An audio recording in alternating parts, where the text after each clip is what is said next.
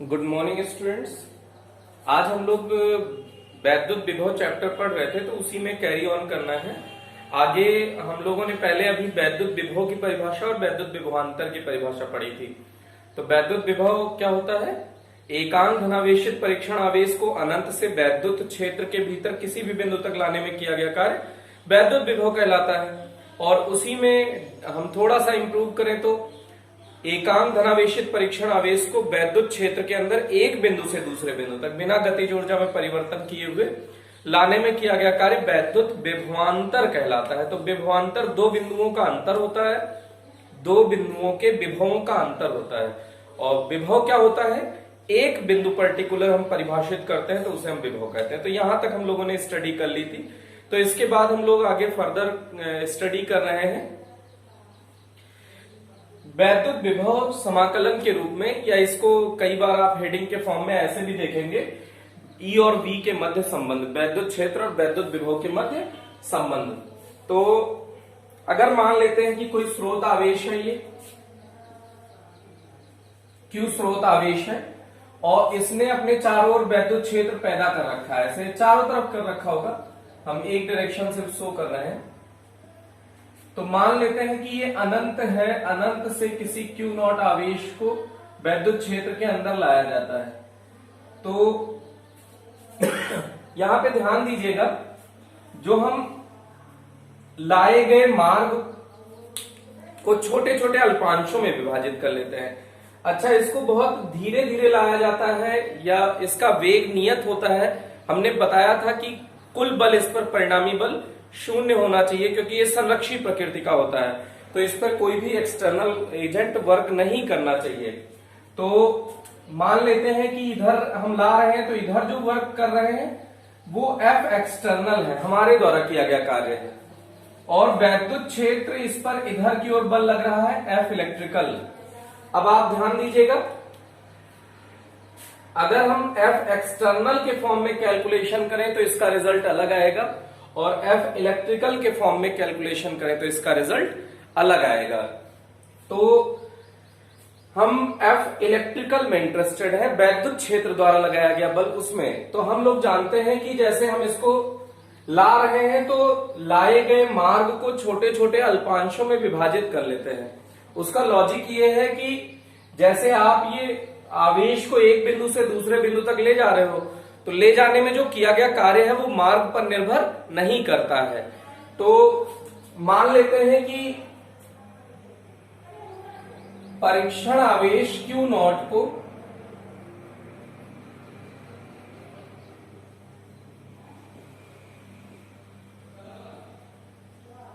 अल्प दूरी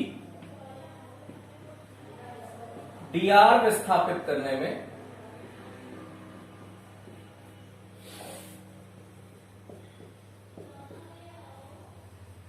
कृत कार्य, किया गया कार्य। भाषा लिख सकते हैं ऐसे आप, माना कोई स्रोत आवेश Q नॉट है जो अपने चारों ओर वैद्युत क्षेत्र उत्पन्न करता है। अब मान लें कि किसी बिंदु P पर वैद्युत क्षेत्र की तीव्रता, जो बिंदु P है वो स्रोत आवेश से r दूरी पर है। तो बिंदु P पर वैद्युत क्षेत्र की तीव्रता, वैद्युत विभव का मान ज्ञात करने के लिए एकांक धनावेशित परीक्षण आवेश को बिंदु P तक लाया जाता है।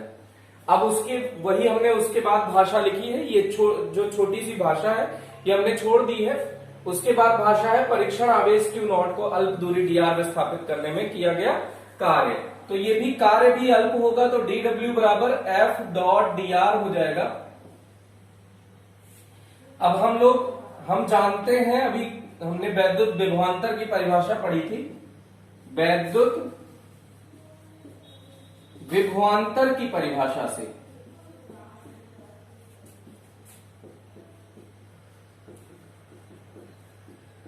वैद्युत विभवांतर की परिभाषा से dV बराबर होता है dW अपॉन परीक्षण आवेश जो आप लाए हो। एकांक आवेश को लाने में किया गया कार्य ही वैद्युत विभवांतर कहलाता है, एक बिंदु से दूसरे बिंदु तक। अब dW का मान आप ये F डॉट dr समीकरण 1 से रख सकते हैं। रख दीजिए f dot dr upon Q not. F upon Q not को ई लिख सकते हैं, तो ई डॉट डी आर हो गया डीवी इक्वल्स। अब इसके बाद आप संपूर्ण वैद्युत विभव ज्ञात करना चाहते हैं, तो संपूर्ण वैद्युत विभव के लिए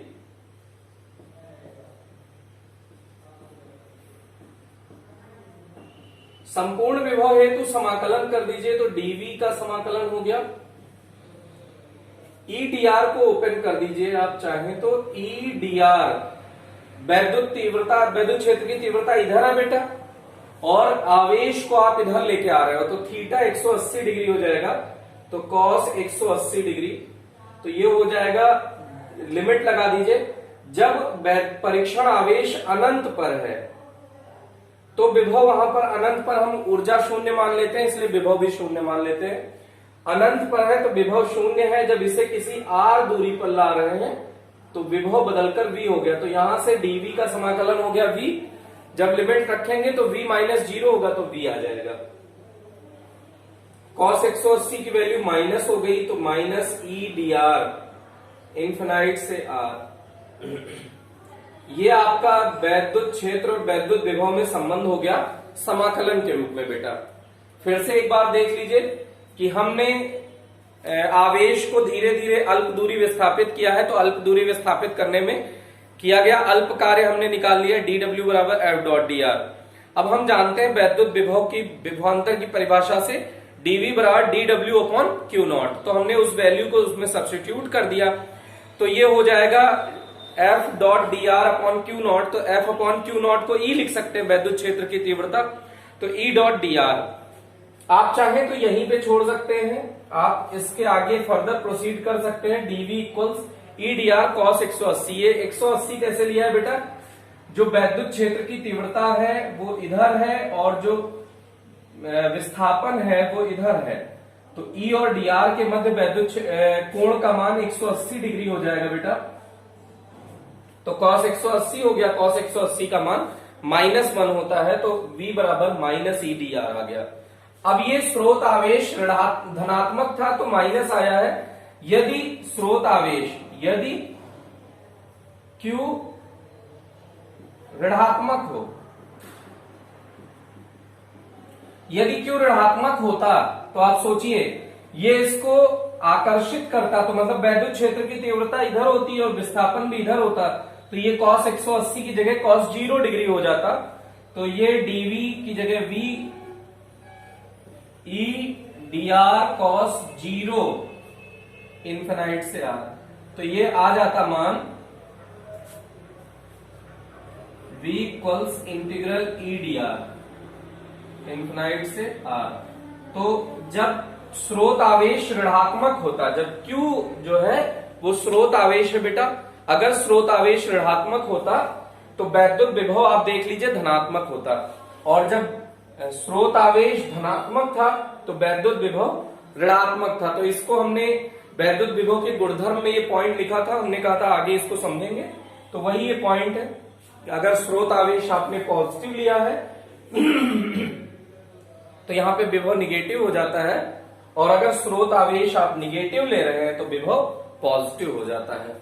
तो इस तरह से इस डेरिवेशन को आप एक बार वीडियो पॉज करें या फिर स्क्रीनशॉट लें, स्क्रीनशॉट की बजाय पॉज करके आप एक बार खुद से तुरंत ट्राई करें, उसके बाद इसको वीडियो को आगे फर्दर प्रोसीड करें। तो इसलिए आप इसको एक बार करें और खुद से, और ये इस चैप्टर का एकदम थंब है। अगर आप इस चैप्टर का आगे का पूरा प्रोसीजर समझना चाहते हैं तो ये डेरिवेशन आपको बहुत अच्छे से आना चाहिए। अब आगे जितने भी डेरिवेशन है उसमें यही मैक्सिमम पार्ट यूज होगा, तो इस डेरिवेशन का अगर ये पार्ट आपको अच्छे से आता है तो इस चैप्टर में काफी हद तक आपको बहुत सहूलियत होने वाली है, बहुत आसानी होने वाली है। तो इस डेरिवेशन को आप अच्छे से कई बार प्रैक्टिस करें जिससे कि आपको एकदम प्रॉपर तरीके से आ जाए। तो एक बार इसको समझने की कोशिश करें, और इसके बाद देखिए बेटा, अगर हम लोग चाहें तो इसी को थोड़ा सा सेकंड वे में बुक में ऐसे लिखा हुआ मिल सकता है आपको, ये वेक्टर फॉर्म में मिल जाता है। तो वेक्टर फॉर्म में देखिएगा, वेक्टर फॉर्म में ही बुक में ऐसे लिख देते हैं, तो आप इसको समझिएगा। यहां पे ये इस स्टेप के बाद यहां पे एक स्टेप थोड़ा सा यहां पे हम लोग और लिखते हैं। सेकंड मेथड डाल के आप इसको नोट कर सकते हैं। वेक्टर फॉर्म में ही इसका आंसर कई बार लिखा हुआ मिलेगा आपको बुक में, तो आप बिल्कुल कंफ्यूज ना हो। उन्होंने कैसे किया होगा, जो उन्होंने स्टार्ट किया होगा वो DW में F एक्सटर्नल लेके चले थे। आपको याद है हमने अभी जब स्टार्ट किया था तो हम F इलेक्ट्रिकल लेके चले थे। मान लीजिए अनंत से ला रहे हैं तो हमने F एक्सटर्नल ना लेके F इलेक्ट्रिकल ही लिया था, स्टार्ट से ही dr दूरी विस्थापित किया था। लेकिन बुक में क्या करते हैं, इसको F एक्सटर्नल इंटू dr लिया है। अब F एक्सटर्नल और F एक्सटर्नल चित्र से देख सकते हैं माइनस FE के इक्वल है, तो इसके प्लेस पे ऐसे लिख सकते हैं minus F electrical dot dr। अब इसको इन्होंने इक्वेशन नंबर फर्स्ट कंसीडर किया है बेटा, तो इसमें बिल्कुल कंफ्यूज ना हो। अगर बुक आप पढ़ते हैं तो उसमें थोड़ा सा कंफ्यूजन हो सकता है कि सर ने तो यहाँ पे जब ये फाइनल रिजल्ट दिया है तो इसमें वेक्टर फॉर्म में नहीं है लेकिन बुक में वेक्टर के फॉर्म में है, तो उसको आप समझिए। इन्होंने अपना कार्य निकाला था कि बाह्य बल द्वारा किया गया कार्य ये होगा, लेकिन वैद्युत क्षेत्र द्वारा किया गया कार्य बाह्य बल के विपरीत दिशा में होगा, तो ये minus F electrical dot dr हो गया। तो यहाँ पे परिभाषा में F इलेक्ट्रिकल डॉट dr, तो उसके बाद अब ये चेंज नहीं होगा, अब सीधा सीधा वही रिजल्ट आ जाएगा माइनस E डॉट dr। ये वेक्टर फॉर्म में है, देखो बेटा संपूर्ण ज्ञात करने के लिए इंटीग्रेट कर दीजिए तो ये रिजल्ट आता है आपका। बुक में आपको ऐसा भी देखने को मिल सकता है, तो आप बिल्कुल कंफ्यूज ना हो। उन्होंने स्टार्ट कहां से किया है, एक्सटर्नल से किया है, फिर इलेक्ट्रिकल ले लिया। हमने डायरेक्ट इलेक्ट्रिकल फोर्स का ही कैलकुलेशन किया है। हमने जो पहले अभी डेरिवेशन किया था उसमें F एक्सटर्नल ना लेके F इलेक्ट्रिकल लिया था। जो वैद्युत क्षेत्र है इधर है और विस्थापन इधर है, तो उसमें थीटा 180 करके हमने उसको फर्दर प्रोसीड किया था। और बुक में कैसे करते हैं, F एक्सटर्नल डॉट dr। अब F एक्सटर्नल, अब बाहर से बल, एक्सटर्नल का मतलब बाह्य बल, तो बाहर से आप बल इधर लगा रहे हैं और वैद्युत बल इधर है, तो F एक्सटर्नल के प्लेस पे माइनस F इलेक्ट्रिकल लिख सकते हैं क्योंकि ये परिमाण में बराबर होंगे, तो F इलेक्ट्रिकल लिख दिया, तो ये वेक्टर फॉर्म में रिजल्ट आ जाता है। तो आप बिल्कुल इसको लेके स्ट्रेस ना लीजिएगा, ये काफी इंपॉर्टेंट है। ओके, इसके आगे हम लोग फर्दर प्रोसीड करते हैं। इरेज कर रहे हैं बेटा। अब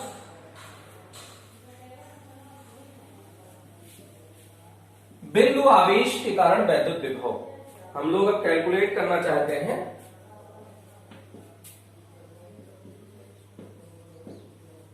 बिंदु आवेश के कारण वैद्युत विभव, आप देख सकते हैं इसको, फिर से वही डायग्राम सेम आपको बनाना है। ये है कोई प्लस क्यू आवेश, इससे सपोज r दूरी पर स्थित किसी बिंदु P पर वैद्युत क्षेत्र की तीव्रता ज्ञात करनी है। ये अनंत ले लीजिए, अनंत से किसी Q नॉट आवेश को वैद्युत क्षेत्र के अंदर लाया जाता है। यहां पे dr विस्थापित है, F एक्सटर्नल आप इधर लगा रहे हैं, F इलेक्ट्रिकल इधर लगा रहे हैं, तो वैद्युत क्षेत्र की तीव्रता इधर की ओर है।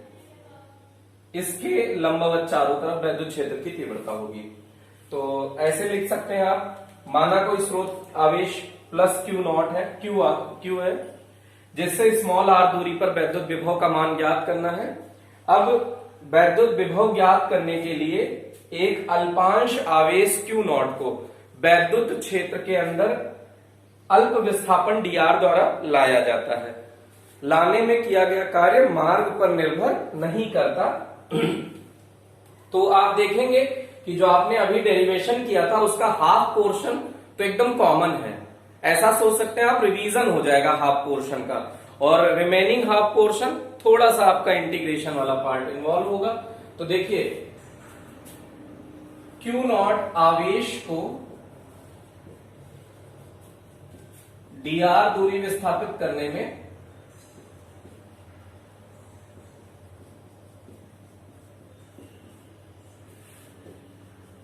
किया गया कार्य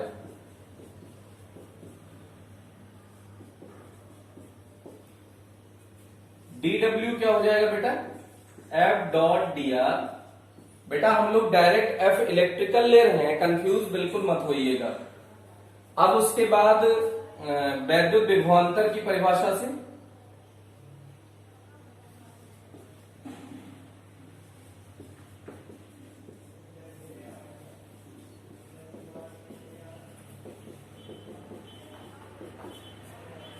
dv इक्वल्स हो जाएगा dw अपॉन क्यू नॉट। तो dw का मान समीकरण 1 से रख दीजिए बेटा।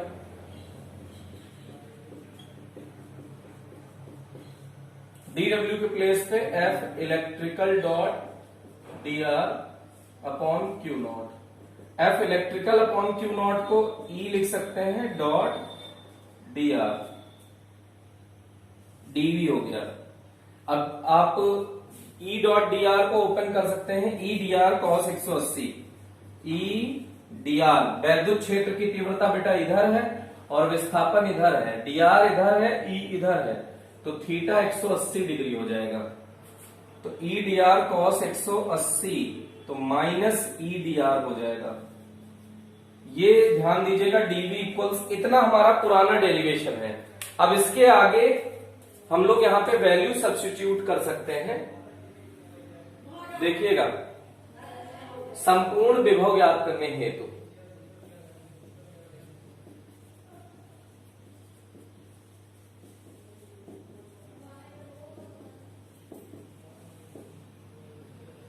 dv है, इंटीग्रेट कर दीजिए, E dr minus E dr, limit लगा दीजिए। जब आवेश अनंत पर है तो विभव 0 है, और जब आवेश r दूरी पर है तो विभव v है। अब E की वैल्यू आप सब्स्टिट्यूट कर दीजिए, इन्फिनाइट से r। E की वैल्यू होती है 1/4πε0 स्रोत आवेश अपॉन दूरी का वर्ग, या E equals KQ upon r²। और तो KQ अपॉन r² dr। अब KQ नियत है, बाहर ले लीजिए, तो माइनस KQ हो गया, इन्फिनाइट से r की पावर -2 है तो ऊपर ले जाएंगे, तो r की पावर -2 हो जाएगा dr। ये dv का समाकलन हो जाएगा v। बेटा अब इसके बाद हमें स्पेस की रिक्वायरमेंट है, तो ये वाला आपका पिछला ही है डेरिवेशन, सेम जैसा डेरिवेशन है, तो इसको हम लोग इरेज कर रहे हैं। इसको एक बार आप समझ लीजिएगा, यहां तक नोट कर लीजिएगा। इसके बाद देखिएगा बेटा, स्पेस के कारण इधर लिखा जा रहा है,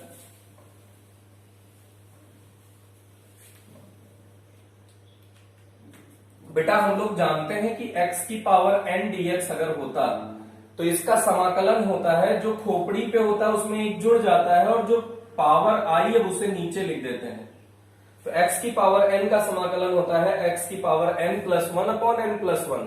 तो अब इसके बाद v इक्वल्स हो गया माइनस KQ है, r की पावर -2 का समाकलन करना है आपको, तो r की पावर -2 + 1। इसको अगर आपको थोड़ा सा भी प्रॉब्लम होगी तो 11th में मैथमेटिकल फिजिक्स वाला पोर्शन आप जरूर देखें, जब हमने फिजिक्स 11th की स्टार्ट की थी, तो वहां पे इसको हमने डिटेल में एनालिसिस कर रखा है। ये फॉर्मूला होता है बेटा। तो r की पावर -2 + 1, अब जो आया उसको यहां लिख दीजिए -2 + 1, लिमिट लगा दीजिए इन्फिनाइट से r, माइनस KQ, ये -1 बचेगा, r की पावर -1 बचेगा, तो ऐसे लिख सकते हैं r की पावर -1 अपॉन -1। अब इसको आप नीचे लाइए तो -KQ, ये r की पावर -1 है, नीचे आएगा तो r की पावर +1 हो जाएगा, तो -r इनफिनाइट से r। अब आप चाहो तो माइनस को बाहर ले लो, चाहो तो आप लिमिट डायरेक्ट रख दो, तो -KQ रहने दीजिए, लिमिट रख दीजिए, upper limit minus lower limit. Formula क्या होता है बेटा लिमिट का, upper limit minus lower limit. तो r के प्लेस पे r रखो तो r ही बचेगा, माइनस फॉर्मूले का, लोअर लिमिट रख दीजिए 1/∞ माइनस में, तो ये हो गया 1/∞ 0, -1/r बचा KQ -1/r ये, तो इसका मल्टीप्लीकेशन करेंगे तो KQ/r आ जाएगा। इसको ऐसे भी लिख सकते हैं चाहे तो v इक्वल्स k के प्लेस पे 1/4πε0 Q/r। बेटा यहां इंपॉर्टेंट है, इस फॉर्मूले को भी जैसे वैद्युत क्षेत्र का फॉर्मूला रटा था वैसे ही याद करेंगे आपने कि v इक्वल्स, इसको k सोचिए, k इंटू स्रोत आवेश बटे स्रोत आवेश से उस बिंदु की दूरी जहां वैद्युत विभव ज्ञात करना है। कैसे याद करेंगे? k इंटू स्रोत आवेश बटे स्रोत आवेश से उस बिंदु की दूरी जहां वैद्युत विभव ज्ञात करना है का ये फॉर्मूला हो जाएगा इस फॉर्म में। अब v और r, यहां से आप देख सकते हैं कि v व्युत्क्रमानुपाती r है। यहां v व्युत्क्रमानुपाती r है, तो v और r में अगर ग्राफ बनाए बेटा, v और r में ग्राफ बनाए तो रेक्टेंगुलर हाइपरबोला आएगा। v और 1/r में ग्राफ बनाए, जैसे ये वाला ग्राफ कई बार हमने ऐसा बनाया है, v और 1/r में डायरेक्ट, तो 1/r को y मान, इसको v को y और 1/r को x मान लेंगे तो ये सीधा सीधा स्ट्रेट लाइन आ जाएगा। तो इस टाइप का इसमें वेरिएशन हो सकता है बेटा। तो ये इसका कंप्लीट डेरिवेशन हो गया। बिंदु आवेश के कारण वैद्युत विभव की गणना, बिंदु आवेश के कारण वैद्युत विभव की गणना, तो इसको आप समझ लीजिएगा। इसके बाद इस पोर्शन को हम लोग इरेज कर रहे हैं।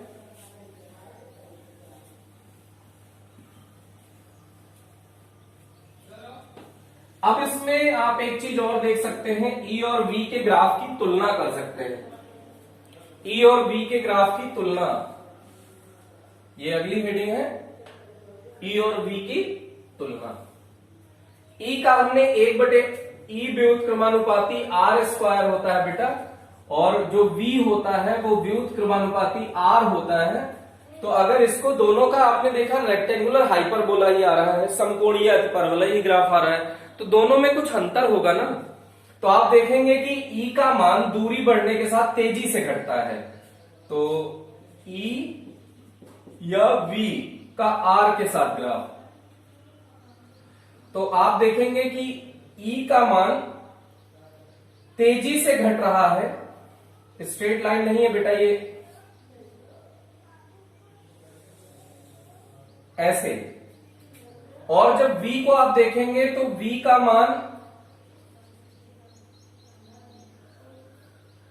सॉरी, ये V देखिए, E देखिए तेजी से घटा है और V धीरे धीरे घटा है। तो डॉटेड वाली लाइन, या आपको इस कलर चेंज कर देते हैं, ये V का बना रहा है, E का बना रहा है बेटा। ये जो ब्लू पेन है ये E का ग्राफ प्रदर्शित करेगा,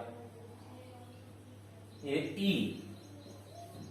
E का ग्राफ है 1/r², और ये जो ब्लैक पेन से है ये V का ग्राफ है 1/r। कैसे ध्यान रखेंगे? जैसे r का मान 10 हुआ तो V का मान 1/10 हुआ। r अगर 10 हो गया है तो V का मान 1/10 हुआ है, कहीं यहाँ पे 1/10 होगा।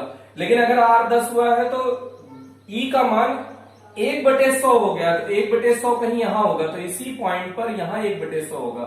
तो ग्राफ जो इधर होगा वो नीचे कौन सा होगा बेटा? E का, और इधर कौन सा ग्राफ ऊपर होगा? V का।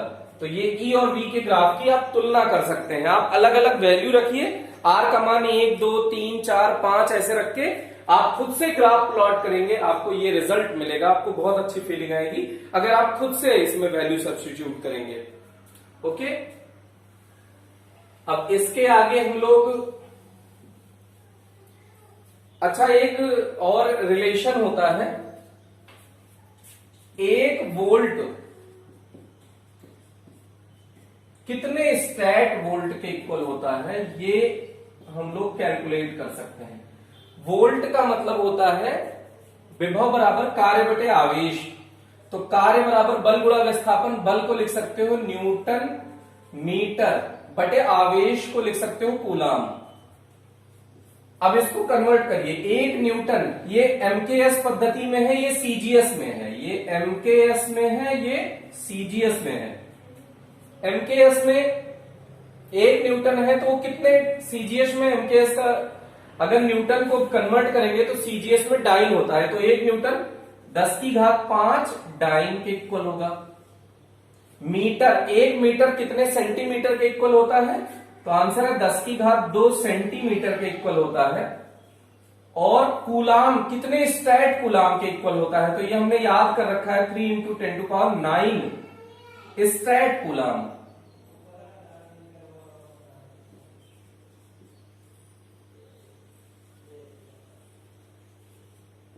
ये हो गया बेटा। अब इसी को सॉल्व कर लीजिए तो 1 वोल्ट, इसको आप दोबारा लिख सकते हैं 1 वोल्ट, यहां पे 10 छोड़ दीजिए और 10⁻6 बचेगा। 10 × 10⁻6, 3 × 10⁻9। अब 9 को ऊपर ले जाइए तो ये 3.33 3 × 10⁻−3, ये स्टैट वोल्ट हो जाएगा। स्टैट वोल्ट 1 वोल्ट इक्वल से इतना हो जाएगा बेटा। तो अगर ये मात्रक कई बार यूज होता है तो इसको आप ध्यान रखें। इस तरह से इसको हम लोग कैलकुलेट भी कर सकते हैं कि 1 वोल्ट कितने स्टैट वोल्ट के इक्वल होगा। इसके बाद देखिए आप छोटा सा एक डेरिवेशन और कर लेते हैं। जैसे आपने पीछे पढ़ा था बहुल आवेशों के कारण वैद्युत विभव, वैद्युत क्षेत्र की तीव्रता, तो यहां पे बहुल आवेशों के कारण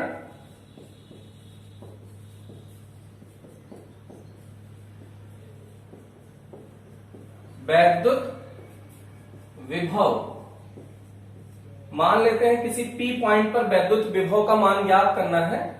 तो ये Q1 आवेश है, उसका इससे दूरी R1 है।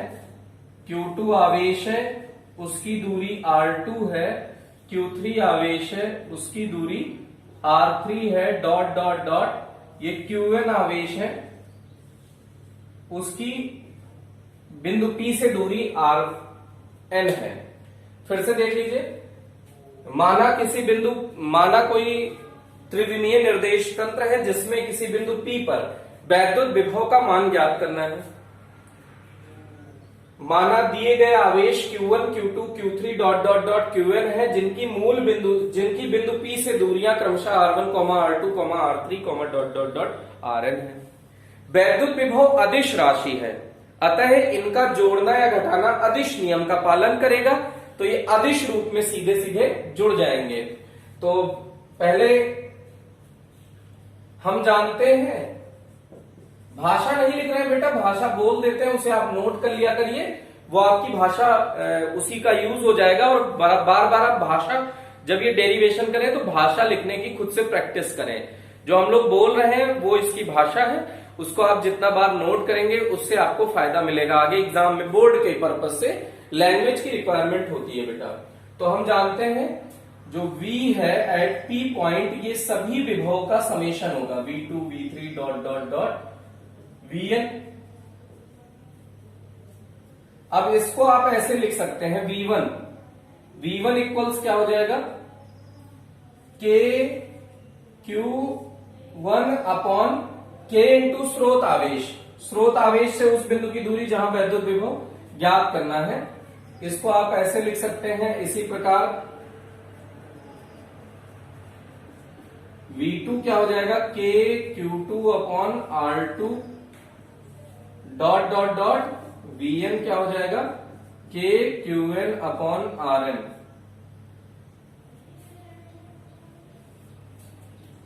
जहां ये जरूर लिख दीजिएगा K इक्वल्स क्या होगा बेटा, 1/4πε0। उपरोक्त मान समीकरण x में रखने पर, समीकरण 1 2 डॉट डॉट डॉट n का मान समीकरण 1 में रखने पर, तो V इक्वल्स क्या हो जाएगा, V एट P पॉइंट, कुल विभव P पॉइंट पर K Q1 upon R1 plus K Q2 upon R2 plus dot dot dot K Qn upon Rn। इसमें K कॉमन है बेटा। अब इसमें थोड़े से स्पेस आपको नीचे दिखेगा नहीं, तो यहां लिख देते हैं V equals V at P point equals क्या हो जाएगा, K कॉमन ले लिया, Q1 upon R1 plus Q2 upon R2, ये देखिए Q1 upon R1 plus Q2 upon R2 plus dot dot dot Qn upon Rn। अब इसको शॉर्टकट में कैसे लिख सकते हो कि sigma I going from 1 to n QI RI V at P point, V at P point, ये कुल विभव P बिंदु पर हो गया, जहां K बराबर 1/4 एप्सिलॉन नॉट। अब एक बार इसको देखिएगा ध्यान से बेटा, जब बहुल आवेशों के कारण वैद्युत विभव का मान ज्ञात करना था, तो हम जानते हैं वैद्युत विभव अदिश राशि है, अतः इनका जोड़ना या घटाना अदिश नियम का पालन करेगा। ये तो इसकी भाषा। अब स्टार्ट भाषा कैसे करेंगे? माना कि त्रिविमीय निर्देश तंत्र है जिसमें किसी बिंदु P पर वैद्युत विभव का मान ज्ञात करना है। ये भाषा आपको लिखनी होगी कॉपी में। बिंदु P पर वैद्युत विभव का मान ज्ञात करना है, जहां दिए गए आवेश Q1, Q2, Q3 dot dot dot Qn है तथा उनके बिंदु P से दूरियां क्रमशः R1, R2, R3 dot dot dot Rn है। तो Q1 के कारण वैद्युत विभव, Q1 के कारण वैद्युत विभव, Q1 के कारण वैद्युत विभव V1 इक्वल्स ये हो जाएगा। इसी प्रकार Q2 के कारण वैद्युत विभव V2 ये हो जाएगा डॉट डॉट डॉट इतना। इन सबका मान जोड़ दिया हमने, फिर उसके बाद इसका समेशन ले लिया सिग्मा के फॉर्म में। तो बेटा इस तरह से इसका डेरिवेशन हो गया। अब इसमें वैद्युत विभव को थोड़ा सा अच्छे से समझने के लिए हम इससे रिलेटेड 2-4 एग्जाम्पल करेंगे, जिसको हम लोग नेक्स्ट लेक्चर में डिस्कस करेंगे। आप कोशिश कर सकते हैं इसमें 2-4 एग्जाम्पल आप खुद से ट्राई करें, और जब आप अगले टर्न पे हमसे मिलेंगे तो आपको इसका डिस्कशन होता हुआ मिलेगा, तो जो आपका कंफ्यूजन होगा वो दूर हो जाएगा। अब इन सब चैप्टर्स के न्यूमेरिकल काफी इजी हैं और ये अदिश नियम का पालन करते हैं, इसलिए आप इसे खुद से ट्राई कर सकते हैं बेटा। और आप बहुत अच्छे से पढ़ने की कोशिश करें, बहुत अच्छी पढ़ाई करें। आपको ये बेहतर मौका मिला है कि आप अपनी सुविधा अनुसार पढ़ सकते हैं, जब चाहें तब पढ़ सकते हैं। ये बहुत बेहतर टाइम है, इसलिए इस टाइम का यूज करें। इसको निगेटिव वे में ना लें, आप बिल्कुल पॉजिटिव वे में लीजिए। और ये समय आपके जीवन का बहुत बहुमूल्य समय है, इसका आप पूरा सदुपयोग करें। इसी के साथ आज का लेक्चर खत्म करते हैं। Thank you.